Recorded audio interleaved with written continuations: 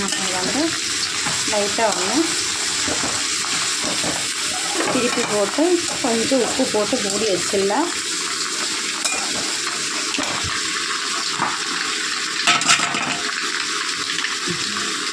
உப்பு கொஞ்சம் கம்மியாக போடணும், ஏன்னா வதங்க மட்டைக்கு கொஞ்சம் தான் இருக்கும், அதனால் நான் கொஞ்சமாக தான் போடுது.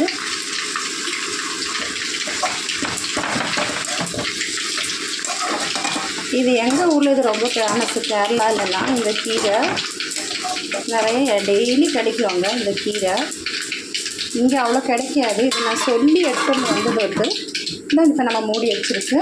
இன்னும் நம்ம வந்து கருவாடுக்கு வந்து போட வேண்டியது இது எல்லாத்தையும் கருவாடில் போட்டு வதக்கிடலாம்.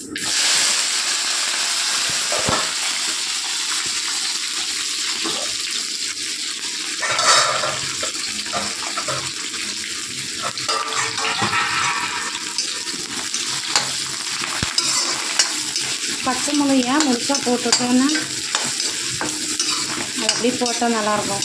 குழந்தைங்களுக்கும் கிடைக்காது, அவங்களுக்கும் கொஞ்சம் காரம் எல்லாமே இருக்கும். இல்லை அவங்களுக்கு கொஞ்சம் குழம்புல மட்டும் மிளகா கட் பண்ணி போட்டாங்கன்னா அவங்களுக்கு காரம் அதிகமாகிடும். ஏதோ கருவாட்டில் உப்பு இருக்கும், நான் இருந்தாலும் கொஞ்சம் போட்டிருக்கு.